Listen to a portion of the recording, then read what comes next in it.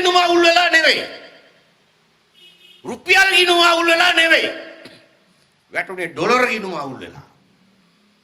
ණයට අරන් ආපු ගමනේ කෙලවර මුහුණ දෙන්න වෙච්ච ඉරණමට ඇදගෙන වැටලා.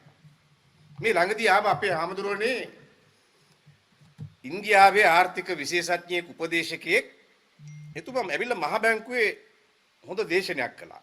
එතුමා කියනවා ඉන්දියාවටත් වඩා පෙර සර්වජන ඡන්ද බලය හිමි වූ දීර්ඝ ප්‍රජාතන්ත්‍රවාදී ඉතිහාසයක් ඇති ශ්‍රී ලංකාවට එමගින් ආර්ථික ස්ථාවරත්වයක් අත්කර ගැනීමට නොහැකි වීම බරපතල බුද්ධිමය ගැටලුවක් බව ඉන්දියාවේ හිටපු ප්‍රධාන ආර්ථික උපදේශක ආචාර්ය අරවින්ද් සුබ්‍රමණියම් පවසනවා.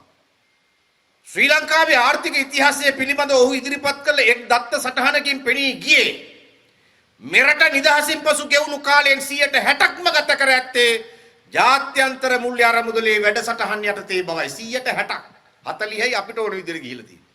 60ක්ම ඉඳලා තියෙන්නේ ඒගොල්ලෝ කියන විදිහට වාඩි වෙයන් හිට ගනින් උඩ පැනපන් දන ගහපන් කියනකොට ඒ විදිහට තමයි ඉඳලා තියෙන්නේ.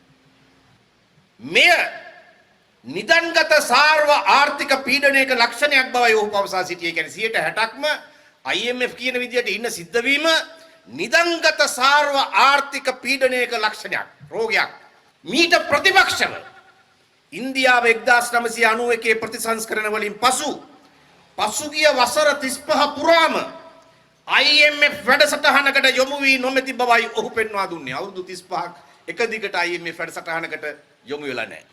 ඊළඟට කියනවා ඉන්දියාව හෝ චීනයට සාපේක්ෂව ශ්‍රී ලංකාව සිය ධන ජාතික ආදායමෙන් විශාල ප්‍රමාණයක් ධන ජාතික ආදායමෙන් අපි උපයන මුළු ආදායමෙන් විශාල ප්‍රමාණයක් විදේශ ණය මත පදනම් කරගෙන ඇති බවත් ආචාර්ය සුබ්‍රමණියම් පවසා සිටියා. ඒ කියන්නේ අපි ධන ජාතික ආදායම කියන්නේ අපි බදු ගහලා අරවා කරලා මේව කරලා උපයන ඒවා විතරක් නෙමෙයි අපි ඉතුරු ඔක්කොම ණය වලින් තමයි පියෝගන්නේ.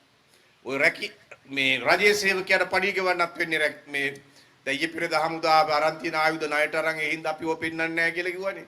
පෙන්නන්නේ නැත්තම් උන්දලට එළියට බහින්න වෙන්නේ නැහැ. නැඳන් ඉන්නේ හමුදාවේ නැඳන් ඉන්නේ ඇඳුනුත් එහෙම නම් කිසිම ණයට තමයි අරන් තියෙන්නේ. ඒ රෙදිත් අරන් තියෙන්නේ ණයට. ඊළඟට යා කියනවා විදේශ ප්‍රාග්ධනය. ඒ කියන්නේ ණය ප්‍රාග්ධනය වර්ධනයට උපකාරී වූ ආර්ථික වර්ධනයකට උපකාරී වුණත් ඒ ශනිකව රටින් පිටට ගලා යාමේ අවදානම ඉහළ නම්වන බවත් ඔහු පවසා සිටියා. ඒ කියන්නේ අපේ අඳුරේ අපි ණයක් ගත්තම ඒකට දානවා කොන්දේසි ටිකක්. පොලිය අරව මේව දානවා. ඒක කොහොමද කමන්නේ කියමු. ඊට පස්සේ දානවා කන්ස්ට්‍රක්ෂන් කරන්න ඕනේ මෙන්න මේ අපි කියන සමාගමේ. දැන් මහවැලිය කියන්නකො බ්‍රිතාන්‍ය ණයනේ පවුම් වලින් හම්බුනේ. කාටද කන්ස්ට්‍රක්ෂන්ස් ගියේ? බ්‍රිතාන්‍ය සමාගම් වලට. එතකොට මුළු ණය ප්‍රමාණයම ආයි යන්නේ කොහෙටද? එහෙට. ඊට අතිරේකව තව යනවා අපි ගෙවන පොලිය. ඊට අමතරව ණය ඒ ප්‍රොජෙක්ට් එකට කොන්ත්‍රාත්තු ඒ රටේ සමාගමකට දුන්නම අමුද්‍රව්‍ය ගේන්නෙත් එහෙන්. ඒ නිසා තමයි මේ ආර්ථික විශේෂඥ උපදේශකයා කියන්නේ ණය ඕන තමයි. ඒ වුණාට වර්ධනයට ඒක උපකාරී වෙනවා තමයි. ඒ ශනිකව රටින් පිටවට ගලා යාමේ අවදානම ඉහළ නම්වන බවත් ඔහු පවසා සිටියා. ඒ නිසා ඔහු කියනවා ඉන්දියාවේ උද්දමනයේ 5% සීමාව ඉක්මවා ගියොත් රජයේ පෙරලෙන බවට දේශපාලන සමාජය තුල දැඩි මතයක් පවතින බවත් එමගින් මහ බැංකුවට සහ රජයට ආර්ථික ස්ථාවරත්වය රැකීමට බලපෑමක් එල්ලවන බවත් පවසා සිටියා. ඉන්දිය සමාජය අඩු උද්දමනයක් සහ සර්ව ආර්ථික ස්ථාවරත්වය ඉල්ලා සිටින විට ලංකාවේ එසේ නොවන්නේ ඇයි යනුවෙන් ඔහු වැඩිදුරටත් පවසා සිටියා. මේ එතුමා පෙන්වලා දෙන වැදගත්ම දේ තමයි අපි අපේ මුළු නිදහසෙන් පස්සේ ගත කරපු කාලයෙන් 60%ක්ම ගත කරලා තියෙන්නේ IMF උපදෙස් අනුව නියෝග අනුව 40%යි අපි ඒකෙන් බැහැරව වැඩ කළා තියෙන්නේ. දැනුත් අපි ඉන්නේ IMF හිරකදේ. දැන් මේ උන්දලා විපක්ෂයෙන් දැද්දි කිව්වේ අජාත්‍යන්තර මුල්‍ය අරමුදලේ සරණ ගිහිල්ලා ගොඩ ගිය රටක් ලෝකේ නැහැ කියලා. ඔය ඡන්දදීපු උන්දලත් ගැහුවා අපුඩි රම්පෙට පොරේ හැලෙන්න.